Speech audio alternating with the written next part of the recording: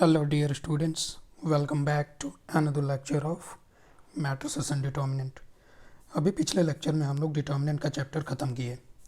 Okay, matrices में हमने कुछ कुछ पढ़ाई कर रखी हुई है पहले ही, इसी को आगे कंटिन्यू करेंगे। और इस लेक्चर में हम लोग बात करने वाले हैं कुछ और स्पेशल तरीके के स्क्वायर मैट्रिसेस की। पीछे हम लोग शायद पहले या दूसरे लेक्चर में ये बात पढ़ चुके हैं स्क्वायर मैट्रिसेस। स्क्वायर मैट्रिक्स किसको बोलते हैं? मैट्रिक्स की जब हमने बेसिक टाइप करी थी, row matrix, column matrix, square matrix क्या होता है। ओके, एक ऐसा मैट्रिक्स जिसमें नंबर ऑफ रो और कॉलम इक्वल हो जाए उसको स्क्वायर मैट्रिक्स बोलते हैं। स्क्वायर मैट्रिसेस के कुछ टाइप्स ऑलरेडी अपने को आते हैं, जैसे डायगोनल मैट्रिक्स हो गया, स्केलर मैट्रिक्स हो गया, आइडेंटिटी मैट्रिक्स हो गया। ओके, अपर ट्रायंगुलर और लोअर ट्रायंगुलर जो ट्रायंगुलर मैट्रिसेस थे, they are also the examples of square matrices. इस लेक्चर में हम लोग कुछ और भी स्पेशल तरीके के स्क्वायर मैट्रिसेस की बात करने वाले हैं। तो अभी ये बात स्टार्ट करने से पहले आ जाओ कुछ हम लोग positive integral powers of matrices के बारे में बात कर लेते हैं। किसी मैट्रिक्स का कुछ पावर करने का क्या मतलब है? अभी कोई मान लो कोई, बेसिकली हम स्क्वायर मैट्रिक्स की बात कर रहे हैं, ठीक है। ये चलो बोल दिया मैंने कि ये एक स्क्वायर मैट्रिक्स है। ओके, तो ए स्क्वायर का मतलब होगा बेसिकली ए इंटू ए क्यूब का मतलब होगा बेसिकली ए इंटू ए। इसी तरीके से अगर मैं बोलूँ कि ए का पावर एन, तो ए का पावर एन का मतलब कि ये ए कितनी बार मल्टीप्लाई हो रहा है, तो ये एन टाइम्स आपस में मल्टीप्लाई हो गया, ठीक है।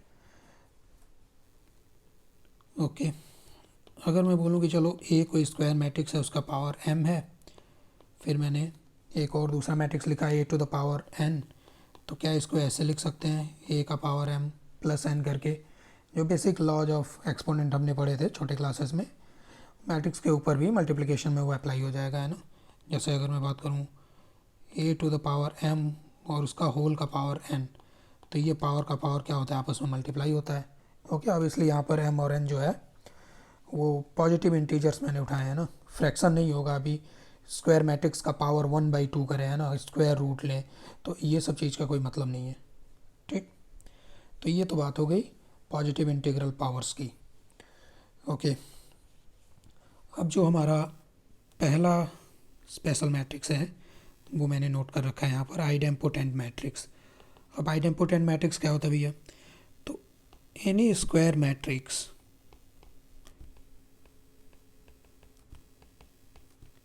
any square matrix A is idempotent if and only if A square is equal to A। अभी कोई स्क्वायर मैट्रिक्स मैंने लिया और मैंने उस स्क्वायर मैट्रिक्स का मल्टीप्लिकेशन उसके खुद के साथ किया, मतलब ए का पावर 2 किया। फिर मैंने देखा कि आंसर जो है वो सेम ही आ गया, मतलब जो पहला स्क्वायर मैट्रिक्स लिया था वही आंसर आ गया। तो इस तरीके के मैट्रिक्स को हम लोग आइडेम्पोटेंट मैट्रिक्स बोलते हैं। अच्छा, अब एक इम्पॉर्टेंट बात यहाँ पर क्या है, अगर मैं कुछ नोट लिखूँ यहाँ पे, पहली चीज़, अगर मैं तुमसे पूछूँ कि ए क्यूब का वैल्यू बताओ, अगर ए आइडेम्पोटेंट है तो ए क्यूब क्या होगा, तो ए क्यूब को क्या हम ए स्क्वायर इंटू ए लिख सकते हैं? बिल्कुल। फिर ए स्क्वायर का वैल्यू ए हो जाएगा क्योंकि ये आइडेम्पोटेंट की डेफिनेशन है। फिर अल्टीमेटली ये ए स्क्वायर बन गया। फाइनल आंसर हमारा कितना आ गया? फिर से ए के ही बराबर आ गया। अगर मैं तुमसे पूछूँ कि बताओ ए का पावर 5 कितना होगा, तो ए के पावर 5 को ऐसे लिख सकते हो, सही है। ये ए हो गया, ये भी ए हो गया, ये दोनों मिलके ए स्क्वायर बना, जिसको हम लोग फिर से ए लिख देंगे। अल्टीमेटली जो आंसर है वो क्या आएगा? ए। तो आइडेम्पोटेंट मैट्रिक्स का डेफिनेशन तो यही है कि ए स्क्वायर ए है, but in general we can say A to the power n, जहाँ पर एन कोई भी, मैं अगर बोल दूँ नेचुरल नंबर, तो किसी भी नेचुरल नंबर के लिए ए टू द पावर एन का वैल्यू जो है वो ए के ही बराबर आएगा। दूसरी चीज़, डिटर्मिनेंट ऑफ आइडेम्पोटेंट मैट्रिक्स क्या होगा? आइडेम्पोटेंट मैट्रिक्स के डिटर्मिनेंट की अगर बात करें, देखो ए स्क्वायर बराबर ए, ये बेसिक डेफिनेशन है। फिर हमने अगर दोनों साइड डिटर्मिनेंट लिया तो ये ऐसा बन गया। डिटर्मिनेंट की प्रॉपर्टी हमने पढ़ी थी, ऐसा प्रॉपर्टी पढ़ा था, ए इंटू बी का डिटर्मिनेंट बराबर डिटर्मिनेंट ए इंटू डिटर्मिनेंट बी। तो अगर ये वाली प्रॉपर्टी मैं अप्लाई करूँ कहाँ पे, इधर पे, इधर। तो मैं इसको ऐसे लिख सकता हूँ, डिटर्मिनेंट ए इंटू डिटर्मिनेंट ए, ये बराबर डिटर्मिनेंट ए हो गया। ओके, कैंसिल नहीं करेंगे, एक तरफ ले के फिर कॉमन निकालेंगे, तो ऐसा हो गया। तो यहाँ से क्या दिख रहा है कि डिटर्मिनेंट ऑफ ए जो है वो या तो 0 आ जाएगा या फिर 1। तो वो मैंने यहाँ पे लिख दिया सेकेंड नोट में कि determinant of idempotent matrix is equal to 0 और 1, या तो 0 होगा या तो 1 होगा। ये आइडेम्पोटेंट मैट्रिक्स की डेफिनेशन होगी। ओके, एग्जाम्पल हम देख लेंगे बाद में। तो अब सेकेंड टाइप है हमारा निलपोटेंट मैट्रिक्स। क्या होता है निलपोटेंट मैट्रिक्स, देखते हैं। निलपोटेंट मैट्रिक्स भी स्क्वायर मैट्रिक्स का एक ऐसा टाइप है। जैसे नील का मतलब क्या होता है, नील का मतलब होता है 0, सही है। तो अब ये 0 मैट्रिक्स नहीं है, ओके, क्योंकि 0 मैट्रिक्स क्या होता है, एक ऐसा मैट्रिक्स जिसके सारे एलिमेंट 0 हों। निलपोटेंट अलग है। ओके, क्या होगा निलपोटेंट, देखो जैसे मान लो कि मैंने कोई ए मैट्रिक्स उठाया, फिर मैंने ए स्क्वायर किया, फिर मैंने ए क्यूब किया उसका, फिर मैंने ए पावर 4 किया, मैंने देखा कि ए पावर 4 जो है वो 0 आ गया, 0 मैट्रिक्स के इक्वल आ गया।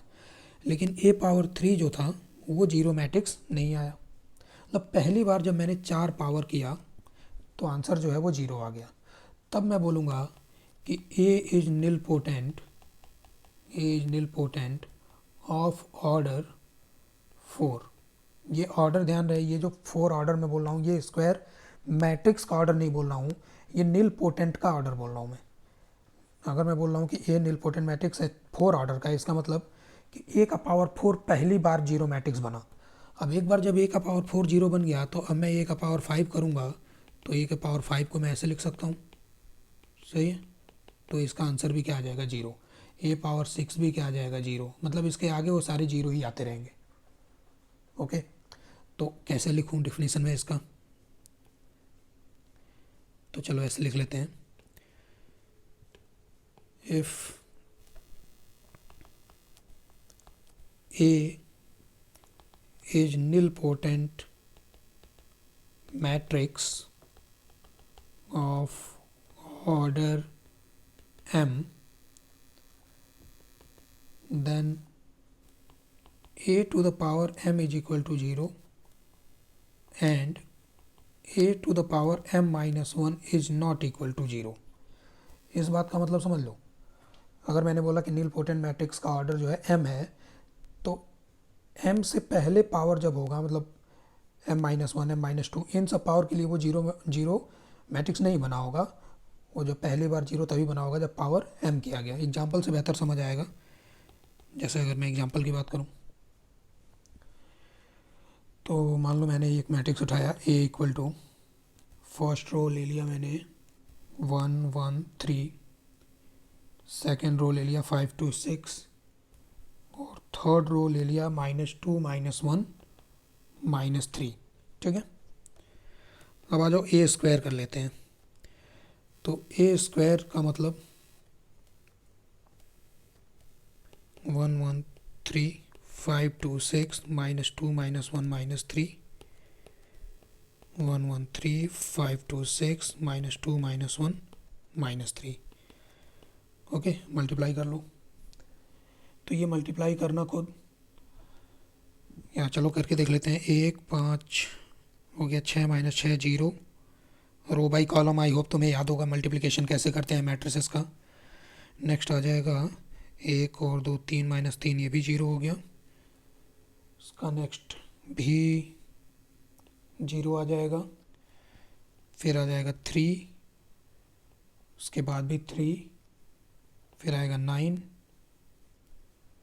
लास्ट में -1 -1 और -3। ये मैंने ए स्क्वायर किया। अभी ध्यान से देखो, ए स्क्वायर जो है वो 0 मैट्रिक्स नहीं आया।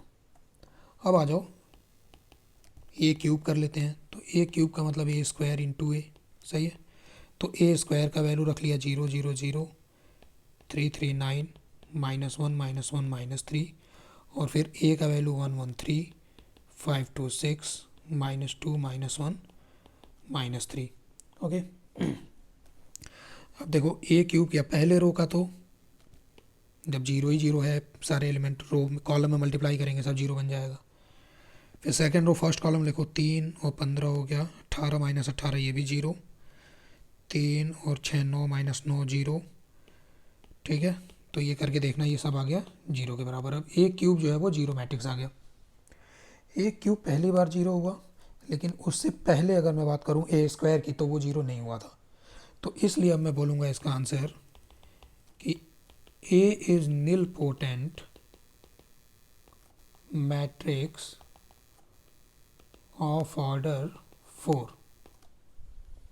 ठीक है, सॉरी 4 नहीं 3, क्योंकि पहली बार कब 0 हुआ है, 3 पे, 3 पावर पे 0 हुआ है।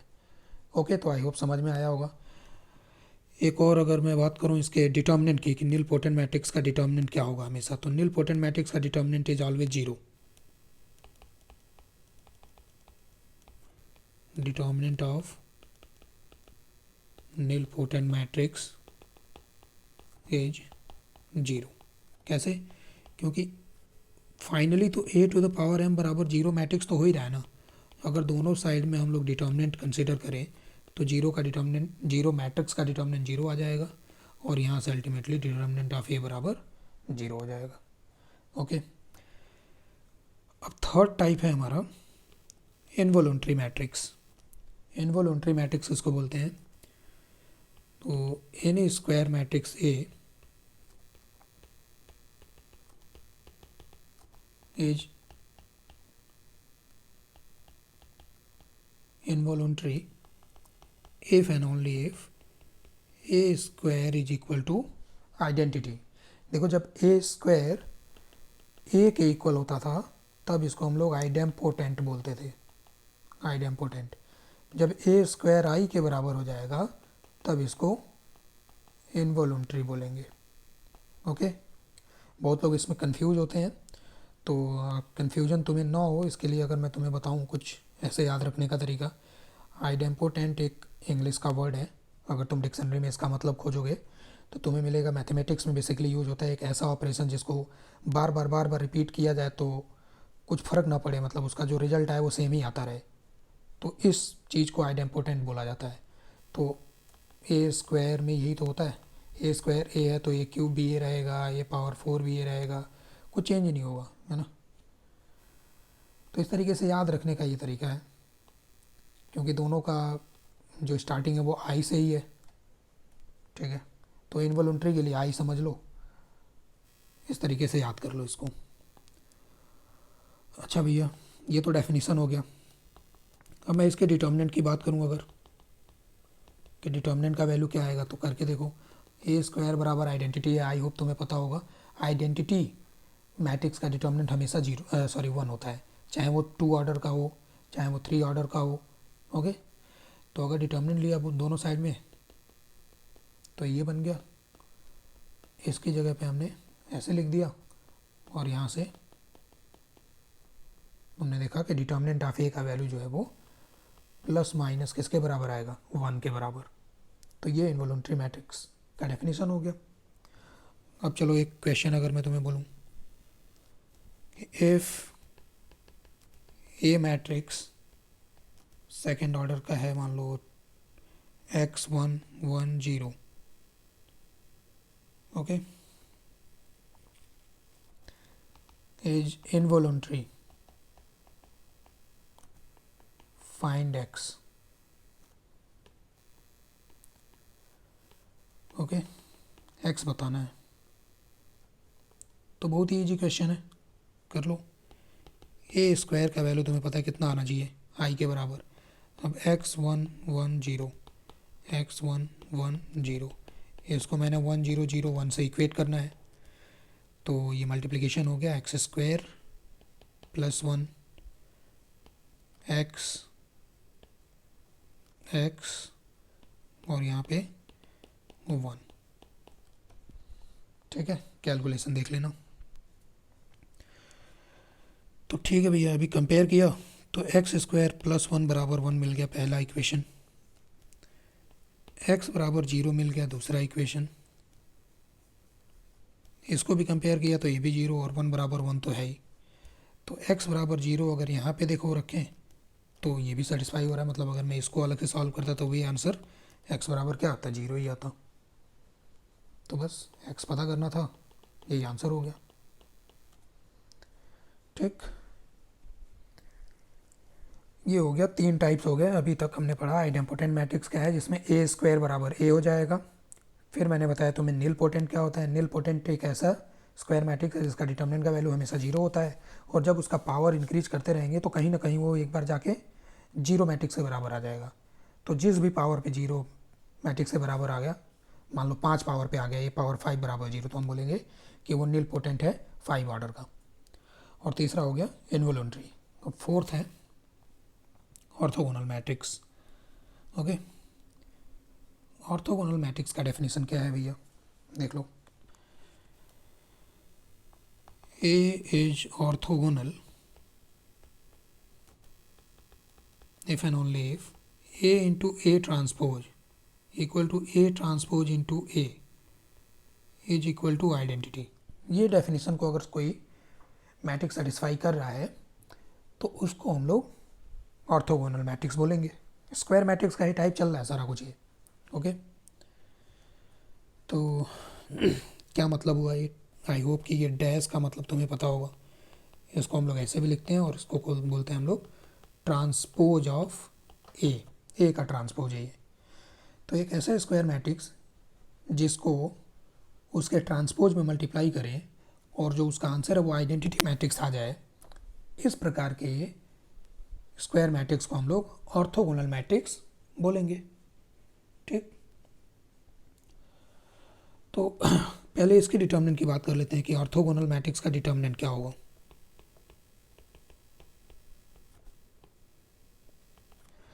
ओके, देखो भैया, ए इंटू ए ट्रांसपोज बराबर क्या बोला मैंने, आई के बराबर। डिटर्मिनेंट लो दोनों साइड में, तो ए इंटू ए ट्रांसपोज का डिटर्मिनेंट बराबर आई का डिटर्मिनेंट हो गया 1। डिटर्मिनेंट की ए इंटू बी के डिटर्मिनेंट वाली प्रॉपर्टी लगाओ, तो ये ऐसा कुछ हो गया। अब तुम्हें डिटर्मिनेंट की सबसे पहली प्रॉपर्टी अगर याद हो तो एक डिटर्मिनेंट और उसके ट्रांसपोज, किसी स्क्वायर मैट्रिक्स और उसके ट्रांसपोज का डिटर्मिनेंट सेम ही रहता है, तो वहाँ से ये दोनों सेम ही लिखा है तो मैंने स्क्वायर लिख दिया, और यहाँ से तुम्हें दिखा कि डिटर्मिनेंट ऑफ ए बराबर प्लस माइनस 1। तो डिटर्मिनेंट का जो वैल्यू आएगा ऑर्थोगोनल मैट्रिक्स के डिटर्मिनेंट का वैल्यू हमेशा या तो 1 होगा या तो -1 होगा। ठीक, अच्छा, अब आ जाओ एक और चीज़ यहाँ समझ लेते हैं। चलो मैं कोई एक स्क्वायर मैट्रिक्स बताता हूँ। मान लेते A1 B1 C1, A2 B2 C2, A3 B3 C3। तो इसका ट्रांसपोज क्या हो जाएगा बेटा, ये हो जाएगा A1 A2 A3, B1 B2 B3, C1 C2 C3। सही है। अब अगर ये ऑर्थोगोनल है, ओके, तो A into A transpose A1 B1 C1, A2 B2 C2, A3 B3 C3, A1 A2 A3, B1 B2 B3 और C1 C2 C3, इसका जो वैल्यू है किसके बराबर आना चाहिए बेटा, आइडेंटिटी के बराबर आना चाहिए। ठीक है, मैं ये मान के चल रहा हूँ कि ए जो है वो ऑर्थोगोनल है। अब देखो मल्टीप्लाई करते हैं।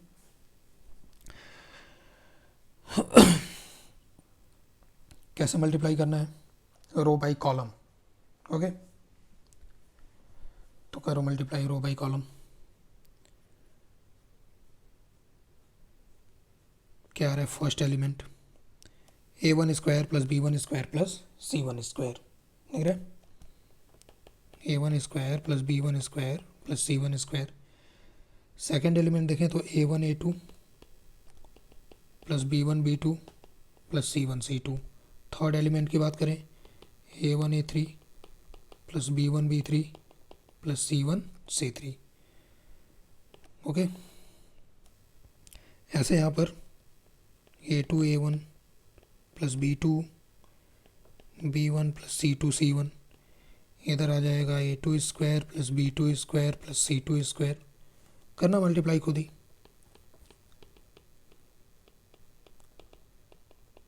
ठीक है, लास्ट रो की बात करें तो A3 A1 plus B3 B1 plus C3 C1 और A3 A2 plus B3 B2 plus C3 C2 और आखिरी में A3 square plus B3 square plus C3 square. Compare करना है आइडेंटिटी मैट्रिक्स के साथ। तो क्या दिख रहा है, ये तीनों एलिमेंट बस 1 के बराबर होगा और बाकी सारा कुछ 0 के बराबर। तो इसको देखो ऐसे भी लिखा जा सकता है, सिग्मा A1 स्क्वायर बराबर 0। अगर मैं इसको बोलूँ सिग्मा A1 स्क्वायर का मतलब कि A1 जैसे और भी जितने टर्म है, B1 स्क्वायर आ गया, C1 स्क्वायर आ गया, ओके। इसी में सिग्मा A2 स्क्वायर भी 0 के बराबर है और सिग्मा A3 स्क्वायर भी 0 के बराबर है। और बाकी जितने भी हैं सिग्मा A1 A2 की बात करें वो भी 0 है, सिग्मा A1 A3 की बात करें वो भी 0 है और सिग्मा A2 A3 की बात करें वो भी 0 है। ठीक है, ये सब चीज़ें बहुत कुछ याद रखने वाली नहीं है, ये सब ऑर्थोगोनल मैट्रिक्स का जो डेफिनेशन है वहाँ से ही आ रहा है। डेफिनेशन बस याद रखो, ओके। एक और इसमें, अच्छा एक तो चीज़ ये हो गया। दूसरी बात, एक और इम्पॉर्टेंट बात है वो देख लो। अगर मैं बोल रहा हूँ कि if P is an orthogonal matrix,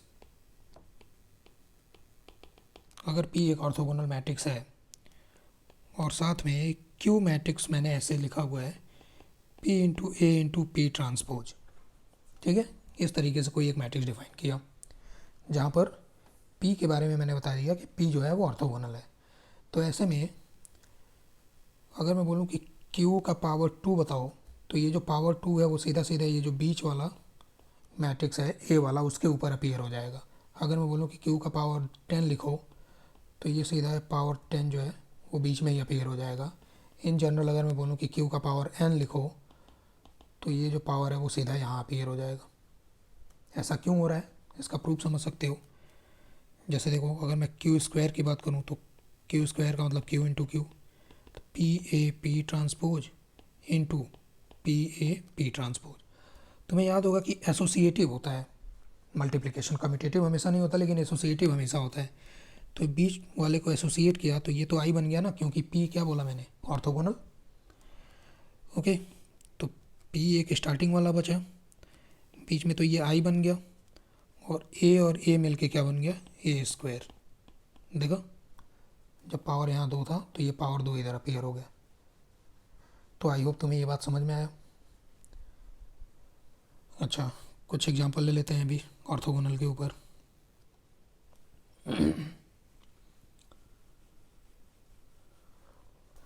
question है find alpha beta gamma. Alpha beta gamma का वैल्यू बताना है और साथ में ये गिवन है 0 2 beta gamma, alpha beta minus gamma और alpha minus beta gamma is orthogonal. बताइए ये मैट्रिक्स जो है वो ऑर्थोगोनल है, तो ऐसे में अल्फ़ा बीटा गामा का क्या वैल्यू होगा वो बताना है। तो ठीक है भैया, कुछ भी नहीं, कोई बड़ी बात नहीं है, हमें पता है ऑर्थोगोनल की डेफिनेशन। जो मैट्रिक्स दिया हुआ है वो ले लिया और इसमें मैंने इसी का जो है ट्रांसपोज मल्टीप्लाई किया और किससे इक्वेट किया, आइडेंटिटी के साथ। यहाँ से कंपेयर करेंगे तो कुछ इक्वेशनें बन जाएंगी। 3 अननोन है अपने पास, अल्फ़ा बीटा गामा 3 अननोन है, कम से कम 3 इक्वेशन बननी चाहिए। यहाँ हो सकता है 3 से ज़्यादा बन जाए, तो देख लेते सॉल्व करके एक बार। सॉल्व अगर करें 0 4 beta square plus gamma square, ठीक है। दूसरा एलिमेंट आ जाएगा 2 beta square minus gamma square, तीसरा हो जाएगा -2 beta square plus gamma square, ठीक है। Next 2 beta square minus gamma square और alpha square plus beta square plus gamma square, इधर आएगा alpha square minus beta square minus gamma square. Third row first column लिया तो -2 beta square plus gamma square. Third row second column alpha square minus beta square minus gamma square, और आखिर में alpha square plus beta square plus gamma square. इसको y के साथ compare कर लिया तो देखो कि कितना इक्वेशन बन रहा है। ये हो गया अपना 4 beta square plus gamma square बराबर 1, पहला इक्वेशन। इसको कंपेयर करो तो alpha square plus beta square plus gamma square ये बराबर 1 हो गया। इसको कंपेयर करो तो 2 beta square minus gamma square बराबर 0, तीसरा इक्वेशन। ओके, इसको कंपेयर करें तो भी ये तीसरा इक्वेशन मिलेगा, इसको कंपेयर करें तो फिर से तीसरा ही वाला मिलेगा।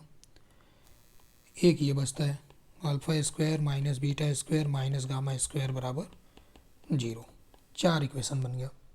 अननोन कितना है? 3 है, तो ज़रूर से ज़्यादा इक्वेशन बन गया। तो पहले हम लोग 1 2 3 लेके सॉल्व कर लेते हैं। जैसे पहला और कौन सा तीसरा अगर उठा लें, ऐड कर लें तो 6 बीटा स्क्वायर बराबर 1, तो यहाँ से बीटा स्क्वायर बराबर 1/6 या फिर बीटा बराबर प्लस माइनस 1/√6 हो गया। ओके, अच्छा बीटा स्क्वायर बराबर 1/6 है, तो ये अगर हम लोग पहले हम पुट करें तो गामा स्क्वायर बराबर 1 माइनस 4/6 हो जाएगा। सही है ना, मतलब कितना 1/3। तो यहाँ से गामा का वैल्यू जो है वो प्लस माइनस 1/√3 आ गया। बीटा गामा निकल चुका है, बीटा और गामा दोनों को सेकंड में पुट कर लो, फ्रॉम सेकंड। तो अल्फ़ा स्क्वायर का value 1 minus beta square minus gamma square हो गया 1 माइनस 1/6 और माइनस 1/3, ये 1/2 हो गया। तो अल्फ़ा का वैल्यू प्लस माइनस 1/√2। अच्छा, एक चीज़ और हमेशा ध्यान रखना चाहिए, जब अननोन से ज़्यादा इक्वेशन हो तो हम लोग क्या करते हैं, जैसे मैंने यहाँ पे 3 को लेके सॉल्व कर लिया, चौथों के तो देखा ही नहीं। कई बार ऐसा हो सकता है कि जो हमने तीनों को सॉल्व किया वहाँ का जो सोल्यूशन है वो फोर्थ वाले इक्वेशन को सेटिस्फाई ही ना करे, है ना। तो हमेशा इस बात का ध्यान रखना है, अल्फ़ा बीटा और गामा तीनों का वैल्यू पुट करके फोर्थ इक्वेशन में ज़रूर चेक कर लो कि सेटिस्फाई हो रहा है या नहीं। जैसे अल्फ़ा स्क्वायर हो गया 1/2, बीटा स्क्वायर हो गया 1/6, गामा स्क्वायर हो गया 1/3, तो ये सेटिस्फाई हो जा रहा है, इसलिए यही हमारा फाइनल आंसर हो गया। Okay, that's all for this lecture. You may also consider liking this video and subscribing the channel to support this channel, okay, and feel free to comment any problem or doubts you have. Okay, thank you, take care, bye bye.